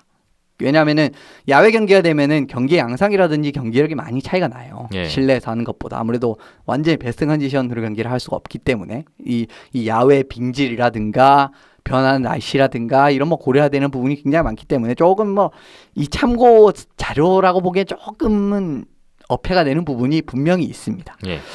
근데 그런 대결을 한 차례밖에 가지지 않았던 두 팀이고 최근 들어서 막 그렇게 부대끼는 느낌도 많이 없었을 뿐더러 막 중요한 부분에서 서로 싸우는 느낌도 없었기 때문에 물론 굉장히 지리적으로 꽤 가까운 두 팀이기 때문에 신흥 라이벌리가 이번 을 기점으로 될 가능성 자체는 있지만 시리즈의 큰 문줄기를 잡기 조금은 애매하다라고 말씀드릴 수 있을 것 같고 예. 위니펙 같은 경우에는 지금 뭐 팀 설명 드린 건 아닌데 위니펙 그 앞서 말씀드린 부분에서 위니펙이 이번에 그 1순위가 될 팀이었습니다. 아, 이제 드래프트요? 예. 예. 그냥 드래프트가 그냥 진행이 됐다면 예. 위니펙이 그 1순위 당첨된 팀이었어요. 올해. 그런데 코로나19로 인해 그렇습니다. 시즌 그 중단. 울분을 네. 어떻게 풀어내느냐. 네. 또 이걸 좀 지켜보시면 좋을 것 같네요. 네. 글쎄요. 뭐 말씀 들어보니까 뭐 표본도 별로 없고 뭔가 예측하기가 더 어려운 시리즈가 아닌가 싶기도 한데요. 일단 한 팀씩 꼽아주신 변수를 보겠습니다. 예, 캘거리는요? 그래 팀 변수는 꼽아드릴 수가 네. 있죠. 1라인이 포스트 시즌에서 경기력을 얼마나 되찾느냐의 여부입니다. 이게 사실 제일 중요하다고 생각을 하는데 캘거리 1라인인 구드로 모너헨 린드홀름 선수가 지난 시즌 포스트 시즌에서 콜로라도 수비진에 그냥 꽁꽁 막히면서 업셋의 대상이 되고 말았습니다. 희생양이 되고 말았습니다. 네. 그런 부분 올해도 사실 이 세 선수가 득점 랭킹 2위, 3위, 4위예요. 그만큼 정말 팀 득점 랭킹 2위, 3위, 4위이기 때문에 굉장히 중요한 역할을 하고 있는 선수들인데 올해도 막힌다? 이 위니펙 수비진이 약해졌는데 올해도 막힌다? 라고 하면은 앞으로 캘거리가 올해 이후로도 참 머리가 아파질 가능성이 큽니다. 지난 시즌 플레이오프에서 콜로라도가 캘거리 1라인 어떻게 막았는지 위니펙이 참고를 할 것 같은데요. 그렇죠. 예. 과연 이 부분에 대한 대비를 하고 이번엔 나왔을 것인가? 그 부분입니다. 위니펙 같은 경우에는 좀 수비진의 해결사가 필요한 상황입니다. 네. 지난해와 위니펙 수비진이 달라진 게 수비 지역에서의 해결사가 부족하다라는 거예요. 수비 지역에서 존재감을 보여준다든가 공격 지역에서 존재감을 보여준다든가 아니면 둘 다 존재감을 보여준다든가 이런 겁니다. 해결사라는 건. 그런데 없어졌어요. 그런 선수들이. 제이콥 트라우바 레인저스를 이적했죠. 버플린 선수 개인적인 사정으로 팀에서 나가게 됐습니다. 이러면서 수비진의 존재감이 정말 약해졌어요. 그렇기 때문에 남겨진 자원인 모리시, 쿨리코프, 피언크 이런 선수들 그리고 뭐 트레이드 데려온 딜런 디멜로 선수 이런 선수들이 얼마나 큰 역할을 해낼 수 있느냐 이게 가능하다? 라고 하면은 위니펙은 올 시즌 최고의 골리는 저는 코너 헬러백 선수라고 생각합니다. 그렇기 때문에 가능성이 있어요. 하지만 해내기가 쉽지는 않을 겁니다. 해결사, 영웅이 필요한 그렇죠. 수비진의 영웅. 위니펙. 공격진은 있어요. 많아요. 네. 네, 수비진이 필요한 상황이에요. 누군가 튀어나와줘야 되는데 위니펙 과연 실현될 수 있을 것인지 이 부분을 또 지켜보겠습니다. 다 봤습니다. 서부 컨퍼런스까지 24팀이 참가를 하다 보니까 뭐 일단 시작이니까 프리뷰의 시간도 그만큼 좀 많이 할애가 되고 있는데요. 예선 라운드 말씀드린 대로 5전 3선승제 짧습니다. 네. 어떤 결론이 나올지 주목을 해보겠습니다. 일주일 하면 그냥 뭐 다 끝나 있을 수도 있는 짧으면 3판으로 그렇죠. 끝나니까요. 네. 네. 어떻게 예상하세요? 이번 플레이오프 물론 누가 잘할 것이다라고 좀 콕 집기가 저는 사실 찍기도 힘들더라고요. 이번 너무 시즌은. 어렵습니다. 올해 같은 경우는 너무 어렵고 근데 저 오늘 입고 나오신 저지가 예. 뭘 의미하는 것인가? 의미하는 건 없고요. 이 팀이 잘할 거다라고 생각해서 입고 나온 건 아닙니다. 그거 아니에요? 예. 이번 플레이오프 가장 기대되는 팀이 이 팀이기 때문에 오늘 이거 입고 나오신 거 아닙니까? 아닙니다. 그럼 어떤 의미예요? 그냥 에드먼턴 사무르코프 선수가 체스카를 이적을 해서 네. 이게 사무르코프 선수 저이거든요. 네. 그래서 그냥 입고 나온 거고 네. 별 의미는 없습니다. 그래도 사실 에드먼턴이 기대가 되는 팀이긴 해요. 올해는 생각보다 잘 풀릴 가능성이 어느 정도 있는 팀이긴 하지만 연습 경기 한 경기밖에 안 됐지만은 그래도 봤을 때 제일 경기력이 좋았던 거는 지금 아직 베이거스랑 이 애리조나 경기는 시간이 겹쳐서 보지 못했습니다. 그건 이제 나중에 볼 건데 템파베이 라이트닝입니다. 예. 정말 이 플로리다가 손을 못 썼어요. 아무것도 못하고 그냥 져버렸습니다. 근데 그 경기력의 이제 완성도라든지 그런 레벨 같은 게 너무 높았어요. 진짜 이 템파가 올해는 힘을 숨기고 왔구나 정규 시즌에. 예. 게다가 헤드만이랑 스탬코스가 없는데 그렇게 이겼습니다. 이건 진짜 큰 의미가 있는. 그리고 다크호스로는 필라델피아 플레이오프를 꼽고 싶습니다. 교묘하게도 오렌지색으로 연결이 되고 있는데요. 왜 그러냐면 이 팀의 센터 대응 능력이 상당히 좋은 데다가 물론 이건 이제 플레이오프 이야기할 때 하지만 뭔가 팀이 좀 잘 풀릴 때는 또 무언가 계기가 되는 시나리오 같은 게 또 하나씩 있어요. 네. 그런데 그 오스카르 린드블럼 선수가 그 고륙종 어떻게 보면 뼈암 일종 걸렸다가 완치가 돼서 복귀를 했습니다. 그런 심리적인 그런 부분 같은 부분 그리고 필라델피아의 그런 경기력 자체가 강팀들을 틀어막으면서 잡을 수가 있는 어떻게 보면 좀 작년 세인트루이스 같은 스타일이에요. 그런 부분 새로운 감독이 생각보다 체제를 잘 구축을 했다라는 부분이 있기 때문에 다크호스로서는 필라델피아를 꼽고 싶고요. 서부에서는 그냥 지금 예측으로는 오늘 경기를 보지 못했음에도 불구하고 베이거스가 괜찮을 것 같습니다. 올해 같은 경우. 자연스럽게 이현숙 기자님의 픽이 드러났습니다. 네. 여러분 뭐 너무 믿지 마시고요. 결과가 그동안 말해줬기 때문에 참고만 하셨으면 좋겠습니다. 저도 이번 플레이오프는 굉장히 특수한 상황, 특수한 포맷이 적용되는 시즌이기 때문에 글쎄요. 저는 그냥 조심스럽게 한 가지만 그냥 개인적인 예측을 해보자면 이번 플레이오프는 예선 라운드를 치른 팀이 1라운드에서 기다리고 있는 팀들보다 유리하지 않을까. 저는 그냥 그런 생각을 해봅니다. 경기 감각적인 측면에서 3경기에서 5경기 치르고 올라온 팀이 어느 정도 1라운드 팀들을 훨씬 더 위협할 수 있는 어떤 경기력이 올라올 수 있는 그런 여지가 좀 있지 않을까. 사실 그런 생각을 좀 해보게 됩니다. 그 변수는 어떻게 보면 라운드 로빈 경기도 상위 4팀도 치르지 않느냐라는 의견이 나올 수가 있지만은 그래도 이거 지면 떨어지는 오전제와 저도 4등이 확정이 되는 라운드 로빈과는 조금 이제 느낌이 다르긴 합니다. 이제 그런 부분은 있어요. 느낌도 다르고 경기 수도 좀 다르기 때문에 뭐 그런 좀 생각을 해보고 그래서 좀 업셋 시리즈 항상 제가 좋아하는 업셋 시리즈를 이번에도 기대를 해보면서 결과를 봐야 될 것 같습니다. 토론토와 에드먼턴에서 진행이 되는데 우리나라하고 시차가 토론토는 13시간 차이고요. 에드먼턴은 15시간 차이더라고요. 한국 시각이 좀 더 빠르죠. 그래서 한국 시각으로 가장 빠른 경기가 토론토 경기가 이제 한국 시각으로 새벽 1시. 그렇죠. 네, 그리고 가장 늦은 경기 에드먼턴 제일 마지막 경기가 한국 시각으로 낮 1시 30분. 이렇게 되니까 하루에 한 5경기 정도 치러진다고 봤을 때 이현숙 기자님 이거 어떻게 다 보세요? 뭐 좀 앞으로 생각을 해봐야 될 것 같습니다. 근데 월드 챔피언십 보는 느낌으로 가면은 된다라고 생각을 해요. 그러니까 다른 이제 뭐 그동안 월드 챔피언십 같은 거 많이 보신 분들이라면 그런 생각을 해보실 수 있을 거고 그렇습니다. 다음 주에 이 예선 라운드 어떻게 보셨는지 이야기를 기대해 보겠습니다. NHL 플레이오프 예선 라운드 프리뷰는 여기까지 하겠습니다.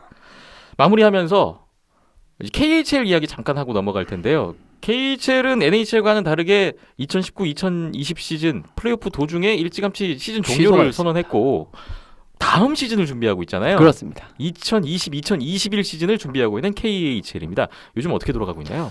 예, 이 셀러리 캡 이야기 말씀드렸지만 그거 이제 다 이제 도입이 됐고 예. 선수의 영입을 거의 뭐 구성이 맞춰진 팀들도 많이 있습니다. 그리고 지금 프리시즌 일정이 벌써 시작이 됐습니다. 예. 그렇다면 시즌 개막이 다가오고 있다는 건데요. 예, 시즌 개막은 9월 2일 확정입니까? 확정이 됐고요. 네. 세부 스케줄은 지금 이사회의 최종 결정을 해서 지금 그 내부로 나온 것 같은데 이사회의 결정을 해서 최종 스케줄이 나오지 않을까 싶고요. 네.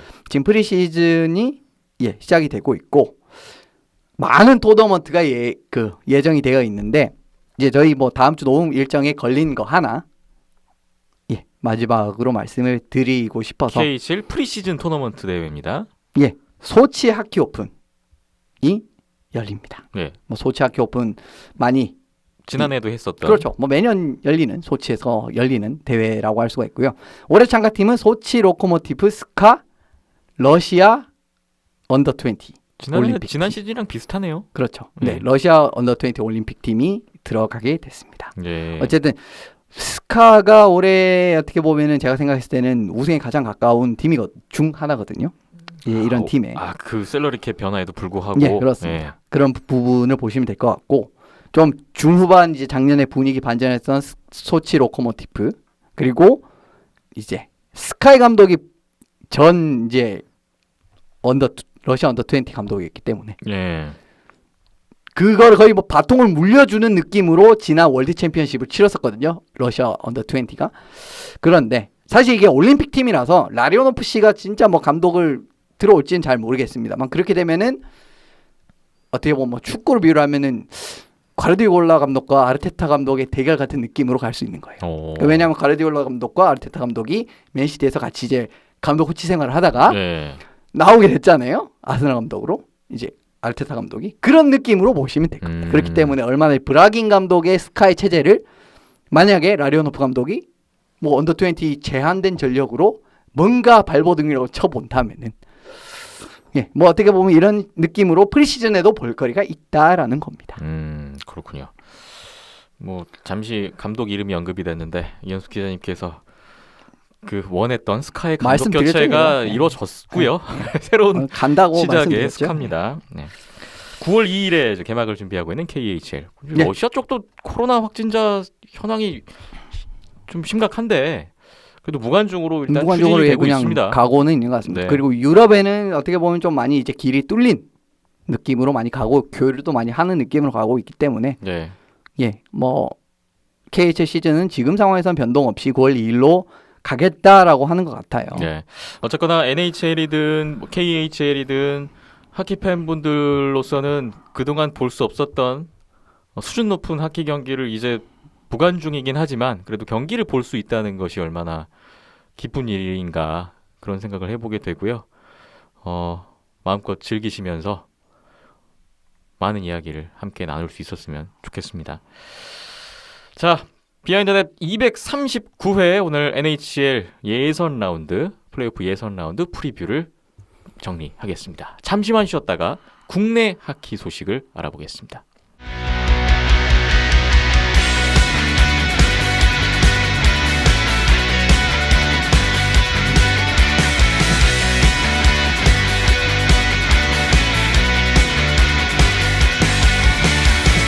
비하인드넷 239회 함께하고 계십니다. 이번에는 국내 하키 소식을 알아볼 차례인데요. 국내에서도 아이스하키 경기 재개됐습니다.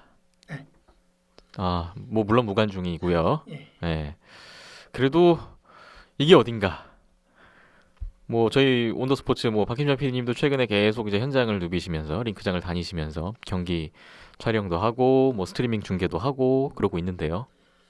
뭐 일단 진행된 건 고교리그 1차 리그밖에 없고요. 네. 많이 된 것 같지만 그거밖에 없다라는 거. 시작은 고교 아이스하키 리그 1차 리그. 네. 지금까지 진행된 그거 하나밖에 없는 상황이고 강릉에서 진행이 됐었고 이미 한 3차 리그쯤 진행될 시기 2차, 3차 될 시기에 지금 1차가 시작이 된 건데 다 이제 대학 가려고 하는 거죠. 입시 때문에 입시 가려면은 대회 기록이 있어야 되니까. 그렇죠. 그것도 중요한 문제입니다. 그래서 이제 우여곡절 끝에 대회가 진행이 됐고, 많은 우려들이 있었죠. 경기력이 많이 안 좋을까봐. 근데 그 우려가 현실로 나왔었고요. 근데 이제 경기를 치러내면서 금방금방 회복하는 모습들을 또 보여줬었고. 말씀 뭐 해주신 김에 고교 1차 리그 리뷰부터 이야기를 풀어보겠습니다. 무관중 경기로 강릉에서 진행이 됐는데 이번에는 강릉 한키센터가 아니라 네. 강릉 실내 빙상장에서 진행이 됐습니다. 예, 강릉에서 내준 링크장은 강릉 실내 빙상장이었고요. 뭐 예년과 마찬가지로 고등부 6팀이 모두 참가를 나와서 했고요. 풀리그를 진행을 했는데 네.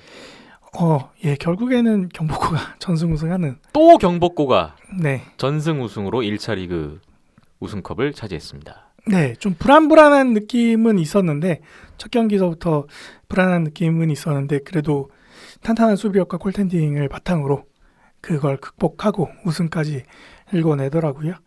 그래서 아직까지도 경복고 천하임은 1차 리그까지 확인할 수 있었고 경기고전 승부샷 승? 그게 좀 많이 컸던 것 같아요. 네.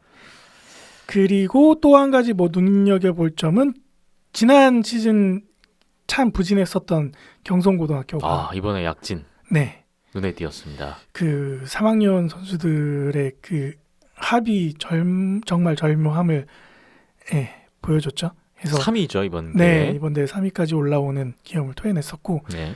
좀만 더 이렇게 했으면은 우승까지 다퉈볼 법했는데 일단 지난 시즌에 비해서 이렇게 반전을 이뤄냈다라는 게 경성고 입장에서는 좀 고무적인 일이 있지 않았을까라는 생각이었고 2차 리그도 좀 그래서 더 5-6팀들이 다 비슷비슷한 느낌이 있어서 기대가 되는 것 같아요. 네. 2차 리그 일정 발표됐는데요. 8월 17일부터 목동에서 한다고요? 예. 목동에서 뭐 이틀 하루 쉬고 이틀 뭐 이런 식으로 해서 5일 동안 진행이 되고요. 전체적인 일정은 일주일 안에 다 소화가 되는 그런 스케줄이고 하루에 3경기씩. 대관이 아침부터 저녁까지 12시간 잡혀 있더라고요. 그래서 전 경기 다 스트리밍 예정에 있고요. 역시나 온도 스포츠에서 스트리밍으로 보실 수 있습니다. 네. 굉장히 힘든 일정이 될 것 같은데. 네. 몸 잘 챙기고 건강 잘 챙겨서 전달할 수 있도록 하겠습니다. 2차 리그 뭐 관전 포인트는 별게 없죠. 경복고의 독주를 과연 누가 막을 것인가. 이전에는 뭐 경기고, 광성고 이런 팀들이 그런 우승권 다툼을 했더라면은 지금은 뭐 경성고까지 또 약진을 보여줬었고 또 보성고나 중동고도 언제 또 어디서 한 방이 터질지 모르는 상황이기 때문에 그런 부분에서 좀 눈여겨보시면 좋을 것 같아요. 지난 시즌부터 송동환 감독 부임 후로 네. 경복고의 새로운 전성시대가 지금 진행되고 있는데 모든 대회를 지금 휩쓸고 있어요. 그 비법, 그 이유에 대해서는 키아라운치를 통해서 이미 송동환 감독 인터뷰가 전달이 됐었고요. 근데 뭐 보신 분들은 아시겠지만 뭐 굉장히 뭐 큰 내용은 없습니다. 선수들이 아무래도 이제 사춘기를 지나오는 청소년 선수들이기 때문에 멘탈 관리가 굉장히 중요하다라는 거에 많이 포커스를 두고 지도를 해오셨다라는 내용이었거든요. 그래서 확실히 이 선수들의 감정 기복 이걸 얼마나 제어를 잘하고 또 경기 내에서 몰입을 할 수 있게끔 환경을 만들어 주는가가 굉장히 크게 작용을 하는구나라고 저도 그때 다시 한번 느낄 수 있었고 그런 게 경기에서는 많이 표출은 안 되지만 경기력으로는 또 나오거든요. 그래서 경기력이 좀 기복이 심하다 싶으면은 이 친구들의 감정이 그만큼 또 요동치는구나 이렇게 또 연관지어서 생각을 해보실 수도 있을 것 같아요. 경복고의 독주를 누가 막을 수 있을 것인가 2차 리그 주목을 해보겠고 한 가지만 더 붙여보자면 1차 리그를 봤을 때 너무 오랜만에 오랜만에 경기를 치르다 보니까 역시 우려했던 대로 경기력이 좋지 않았던 것으로 들었는데 뭐 훈련 부족이죠. 경기 부족, 경험 부족이고. 훈련을 소화할 수 있는 환경 자체가 안 됐었죠. 링크장도 많이 폐쇄가 됐었고 뭐 경복고 인터뷰를 통해서도 들어보면은 막 있는 데가 없는 데가 찾아다니면서 운동을 해야 되는 상황이었고 또 팀 훈련도 제대로 진행이 되기가 어려운 상황이었기 때문에 많이 아쉬운 부분이 있었고 근데 그 이전에 뭐 지난해도 말씀드렸고 지지난해도 말씀드렸었지만 기본기만큼은 그거와 논외로 얘기가 돼야 되는 부분이거든요. 그래서 기본적인 스케이팅이라던가 체력이라던가 뭐 오연호 감독 인터뷰에서도 나왔었지만 개인적인 기술은 둘째 치고서라도 그런 기본기만큼은 오연호 감독 말을 빌리면 중학교 때 떼고 와야 된다. 네. 그런 멘트가 좀 많이 기억이 남는데 그런 부분들이 조금 아쉬웠는데 2차 리그에서는 나아지겠죠. 네. 금방금방 성장하는 선수들이다 보니까 나아지리라 기대를 하면서 저도 준비를 하겠습니다. 네, 그런 부분 유념해서 2차 리그를 보겠습니다. 고교 리그 시작됐는데 뭐 다른 초등부, 중등부, 대학부 대회도 줄줄이 예정돼 있다고요? 예, 이제 하나씩 시작하는 단계인데 일단 초등부는 8월 말쯤에 울산에서 대회가 예정이 돼 있고요. 지금 뭐 참가 접수 받고 뭐 대진 작성하고 이렇게 단계를 거쳐가는 것 같고요. 8월 중순쯤에는 고려대 링크에서 중등부 대회가 예정돼 있는 걸로 알고 있습니다. 그래서 고등부와 마찬가지로 6개 팀이 풀리그로 진행이 되는 방식이고요. 그다음에 대학부 유리그가 계속 뭐 개최가 되네 안 되네 말들이 많았는데 지금 보면은 9월 중순 전후로 해서 아마 시즌이 시작되지 않을까라는 얘기들이 나오고 있습니다. 그래서 지난 시즌보다는 뭐 경기 수나 이런 것들이 많이 축소가 되겠지만 일단은 그렇게 진행이 예정돼 있다라는 부분 있으니까 얼마 안 가서 이제 오피셜로 뭐 협회를 통해서나 이렇게 오피셜로 나오겠죠. 그래서 그런 일정 등 확인하면서 근데 대부분 다 무관중 경기니까 뭔가 좀 중계 스트리밍이나 이런 게 있으면 좋을 것 같고요. 학부모님들 가족분들도 못 들어가는 건가요? 그렇죠. 학부모님들도 들어오시지 못하고 되게 강릉 때 보니까 굉장히 입장 출입 제한을 굉장히 확실하게 하고 있더라고요. 그래서 선수들도 다 출입증 착용하고 다니고 관계자분들도 마찬가지고요. 관계자분들도 미리 얘기가 돼 있던 필요 인력만 들어갈 수 있게끔 그렇게 조치가 취해지고 있어서 그리고 경기 사이사이에 또 계속 방역을 하고 있고요. 그래서 철저하게 하고 있는데 이제 아무래도 이제 좀 답답하고 아쉬운 마음에 어떻게든 들어가 보려고 막 이렇게 하시는 분들도 계시는 것 같던데 그런 거는 좀 협조가 필요하지 않을까라는 생각도 했습니다. 그렇습니다. 학생 대회부터 이제 국내 대회들 시작이 되고 진행이 될 텐데 모쪼록 철저한 방역 통해서 탈 없이 모두가 안전하고 건강한 상태에서 대회를 치를 수 있었으면 하는 바람입니다. 다음 소식으로 넘어가 보죠. 하이원 이야기가 나오는데 선수 구성 끝났고 이제 뭐 요즘 연습 경기도 하고 있죠. 치르고 있는 걸 볼 수가 있습니다. 네, 뭐 트라이아웃 거쳐서 선수 선발하고 선수 구성 마감하면서 아직 마감은 다 안 된 것 같은데 뭐 협회 공지에 올라온 거 보니까 수시로 또 선수를 뽑는다라는 내용도 있었고요. 그래서 일단은 뭐 어느 정도 갖춰진 선수단 내에서 지금 훈련, 지상 훈련 포함해서 하고 있고 또 최근에는 연습 경기까지 소화를 하고 있습니다. 대학교 팀들하고 경기를 하더라고요. 지금 고양 링크가 지금 사용할 수 없는 상황이기 때문에 처음에는 고려대학교 링크에서 훈련을 진행을 했다가 최근에는 고척동에 있는 제니스 링크에서 연습 경기들을 소화하고 있는데요. 대학 경기들 상대로 지난주에는 이제 광운대학교 상대로 2차례 연습 경기를 가졌고 이번 주에는 연세대학교와 연습 경기가 예정이 돼 있습니다. 온더스포츠에서 영상을 확인하실 수가 있습니다. 네, 지난 이제 키아 라운지 컨텐츠를 통해서 이제 하이원 안현민 감독하고 김동환 플레인 코치가 출연을 해서 재밌는 얘기들을 쏟아내고 가셨는데 굉장히 하이원이 젊어진 상황이잖아요. 팀 자체가. 그래서 그런 젊은 열정과 패기가 하루빨리 좀 정식 경기에서 볼 수 있었으면. 저는 이제 여기서 이제 궁금한 것이 크게 두 가지가 있는데 하이원의 선수 구성이 끝났잖아요. 지금 누구 어떤 선수들이 있는 건가요? 이번에 연습 경기에 나오는 선수들 어떤 선수들이 있습니까? 대부분 보면은 대졸자 선수들, 대졸 선수들도 있고 고졸 선수들도 2명 있다고 들었고 그다음에 한라 2군에 있던 선수들도 대거 넘어왔고요. 그리고 이제 보니까 대명 창단 멤버들 중에 이제 현역 복무를 마치고 제대한 선수들이 이제 하이원 트라이아웃을 통해서 복귀하는 선수들도 있더라고요. 그래서 뭐 박중현 선수라던가 이승원 선수라던가 오랜만에 또 볼 수 있는 얼굴들이어가지고 반가웠습니다. 그래서 영상 보시면은 그 선수들 다 만나보실 수 있으니까요. 네. 참조해 주시면 좋을 것 같네요. 그렇군요. 또 한 가지.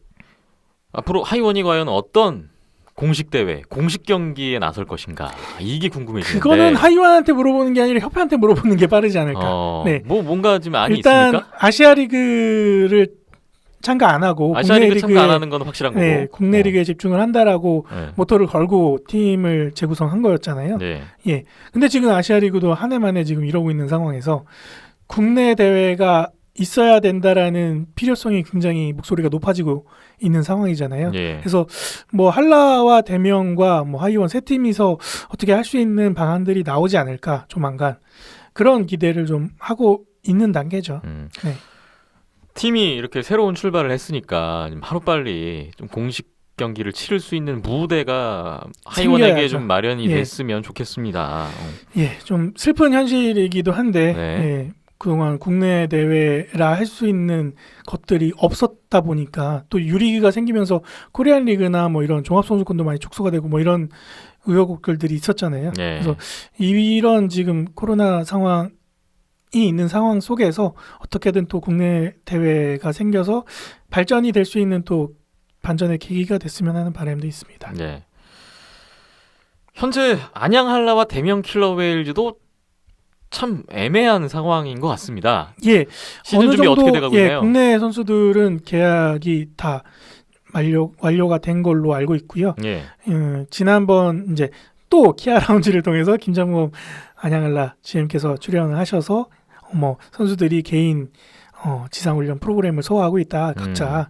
예, 그래서 팀 훈련보다는 각자 훈련하는 지금 시스템으로 진행이 되고 있는데 예. 대명은 이전부터 그렇게 또 소화가 되고 있었기 때문에 뭐 한라나 대명 둘 다 예, 마찬가지로 각자 이제 지상훈련 프로그램을 소화하고 시즌 준비를 하고 있는 걸로 알고 있습니다. 키아 라운지에 김창범 GM이 출연하셔서 아시아리그의 현 상황, 또, 앞으로의 설명을 계획 해주셨죠. 말씀을 다 주셨죠. 네.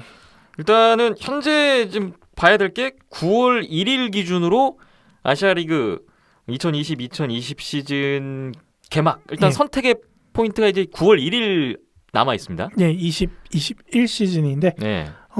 이전에 이제 7월 1일부로 올 연말에 개최 가능성은 무산이 됐죠. 예, 그리고 2달 텀으로 계속 그 플랜이 짜여져 있는데 네. 그 다음으로 이제 기준을 삼은 게 9월 1일이고요. 9월 1일 상황을 보고 결정하겠다. 네, 이때 만족해야 되는 조건들이 있는데 그 조건이라 하면 자가격리가 없어야 되고 각국마다 그리고 링크장을 이용하는데 문제가 없어야 되는 그런 조건들이 있는데 예. 그게 9월 1일을 기점으로 해결이 안 되면은 이것도 물 건너가는 거죠. 근데 이게 통과가 되면은 9월 1일 날 오케이다 그러면 내년 1월에 개막하는 일정. 정규리그. 예, 플레이오프 없이 정규리그만. 요런 계획인데 글쎄요. 지금 한 달여 앞으로 남은 상황인데 한 달밖에 안 남았습니다. 9월 1일. 예. 쉽지는 않을 것 같고요. 현재 뭐 러시아, 일본 뭐 뉴스 다들 보고 계시잖아요. 그러니까요. 예, 확진자 수 그래서 계속 신기록 행진 중이고요. 요게 이제 어려워진다 그러면은 또 이제 2달 텀을 두고 11월 1일을 또 기준을 삼아야 되는데 11월 1일 기준으로 뭐 상황이 나아진다라고 하면은 3월 중에 토너먼트 형식의 대회가 진행이 된다라고 하네요. 네. 그래서 지금 이제 정규리그를 아시아리그 정규리그를 치를 수 있는 마지노선이 9월 1일 네. 그때인데 지금 현재 7월 31일의 상황을 봤을 때는 글쎄요. 긍정적인 전망을 하기가 좀 어려운 상황인 것 같거든요. 예. 그래서 네. 이제 아마 다들 비슷한 생각을 하고 계실 거예요. 네. 그러면서 뭐 일본이든 한국이든 뭐 각자 자국 내에서 할 수 있는 리그나 대회를 준비해야 되는 동시적으로 이제 투트랙으로 가는 거죠. 그런 계획이 필요한 상황이기도 하고요. 그래서 그때 지난번 김창범 GM께서 나와서 키아라운지에서 말씀하실 때도 논의가 필요하다라는 게 그때 이제 7월 초였으니까 네. 예, 지금쯤이면 어느 정도 이야기가 좀 진행이 오고 가지 않았을까라는 추측을 해봅니다. 일본도 그렇겠지만 우리나라도 아시아리그 다음 시즌 무산을 대비해서 네. 국내에서의 어떤 대회, 리그 이런 것들을 좀 미리미리 준비를 해야 될 것 같고. 예, 뭐 지금 하이원 있으니까요. 네. 예, 같이 하고 대학팀들도 만약에 기회가 된다면은 네. 뭐 다 같이 해서 이전처럼 코리안 리그가 진행이 되면 좋지 않을까라는 생각도 네. 하게 되네요. 그렇게 해서 뭐 네. 9월 1일에 결정되는 거 봐서 당장 9월 이후에 바로 시작을 할 수 있게끔 뭐 그런 그쵸. 좀 준비가 미리미리 돼야죠. 미리미리 됐으면 하는 바람입니다. 하루빨리 이제 뭐 이 현 어려움이 좀 타개가 됐으면 좋겠는데, 자, 또 앞으로 어떤 일들이 벌어질지 예측하기는 계속 어려운 상황이고요. 네. 뭐 기대감을 갖고 기다리는 방법밖에는 없는 것 같습니다. 마지막으로 오늘 뭐 계속해서 키아 라운지가 여러 번 언급이 되는데 네. 아직 모르시는 분들을 위해서 네. 키아 라운지가 뭔지, 요즘에 키아 라운지 때문에 왜 이렇게 박힘찬 PD가 바쁘신 건지 네. 좀 안내를 좀 해주세요.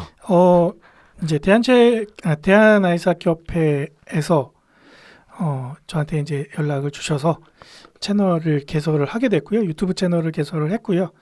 6월 말에 개설해서 첫 컨텐츠가 올라가고 지금 대략 한 2달 정도 컨텐츠를 매주 월요일 저녁 6시에 업로드를 하고 있고요. 예. 네. 그래서 뭐 대표팀 선수들을 비롯해서 지도자분들이라던가 관계자분들을 만나 보고 이야기를 듣는 시간을 갖고 있습니다. 예. 대한아이스하키협회 김정민 홍보팀장님이 주축이 되셔서 진행도 하시고 또 기획도 하시고 출연 섭외도 하시고 다 하시거든요. 예. 그리고 제작 파트는 또 제가 맡아서 하고 있고. 지금까지 매주 게스트 분들이 네. 나오시더라고요. 거의 다 나오고 계시죠. 그래서 대부분은 이제 그렇게 실내에서 인터뷰식으로 진행되는 컨텐츠가 있고, 그다음에 이제 대표팀 활동이 시작이 되면은 대표팀의 이모저모 현장 스케치를 담는 영상들도 올라갈 예정이고요. 예. 그래서 예, 매주 월요일 저녁 기다려 주시고 구독 눌러 주시면 알아서 알람 뜨니까 예. 지켜봐 주시면 좋을 것 같고, 지금 보니까 한 2달 지났는데 500명 넘었더라고요. 2달에 500명이요? 네. 구독자가? 그럼 이게 뭐 많은 겁니까? 저도 기준을 잘 모르겠어요. 아이스하키 온더스포츠에 비하면 온더스포츠에 비하면 굉장히 빠른 거죠. 그 어. 온더스포츠 500명 채우는데 한 2년 걸린 걸로 알고 있거든요. 예. 그래서 굉장히 빠른 숫자고, 또 조회수도 보니까 1000 단위로 나오는 거 보면은 많은 분들께서도 관심을 가져주시는 것 같습니다. 그래서 예. 댓글 달아놓으시면은 김종인 홍보팀장님이 또 손수 막 열심히 정보들 여기저기 얻어오셔가지고 또 댓글 달아주시고 하시니까 예, 그런 소통의 장이 됐으면 하는 바람도 있고요. KIHA 키하. 키하 라운지. 네. 대한 아이스하키 협회와 온더스포츠의 합작. 네. 합작 채널. 네. 합작 그래서 콘텐츠. 예, 유튜브 채널에서 검색해서 들어가셔서 찾아보시면 좋을 것 같고요. 네. 또 예, 온더스포츠 채널 그 메인에도 같이 걸어놨거든요. 그래서 그거 타고 넘어가셔도 될 것 같습니다. 네. 온더스포츠와 함께 또 즐길 수 있는 하키 채널이 하나 늘어났다는 점에서 반가운 마음으로 저도 잘 보고 있습니다. 네. 온더스포츠 콘텐츠를 해야 되는데 계속 이렇게 그러게요. 못하고 그래도 있네요. 요즘에 온더스포츠의 경기 영상이 또 올라오고 있으니까. 네, 경기 네. 영상 올라오고 또 이제 비하인드넷, 나중에 뭐 아시아 리그가 됐든 국내 리그가 됐든 하면은 뭐 또 주간 리뷰 프로그램도 다시 시작이 돼야 되겠고요. 네, 열심히 벌어서 그런 데다 쓰도록 하겠습니다. 네. 알겠습니다. 비하인드넷 239회 오늘 오랜만에 여러분 찾아뵙고 말씀을 나눴는데 마무리할 시간이 왔습니다. 내일이면 8월 1일이고요. 네. 저희가 이제 아이고, 건강하네. 계절이 한번 바뀌고 여름에 돌아왔는데 네. 앞으로는 또 당분간은 꾸준하게 네. 예전에 했던 대로 비하인드넷으로 계속 여러분을 찾아뵐 것 같습니다. 많은 성원을, 그 예전과 같은 그 이상의 많은 성원과 관심을 다시 한번 부탁드립니다. 예, 댓글 많이 달아주세요. 네. 저희 비하인드넷은 팟빵과 아이튠스, 네이버 오디오 클립에서는 비하인드 더 넷으로 검색하시면 되고요. 유튜브의 온더스포츠 채널을 통해서 보이는 라디오 또 감상하실 수가 있겠습니다. 네이버 TV에도 온더스포츠 채널이 있습니다. 페이스북, 인스타그램에도 온더스포츠가 열려 있으니까 여러 가지 경로를 통해서 많은 관심을 부탁드리겠습니다. 오늘 이현숙 기자님, 박김자 PD님 두 분 고생 많이 하셨습니다. 저는 김태범이었고요. 240회 비하인드넷으로 다음 주에 돌아오겠습니다. 오늘 함께해 주신 여러분 고맙습니다.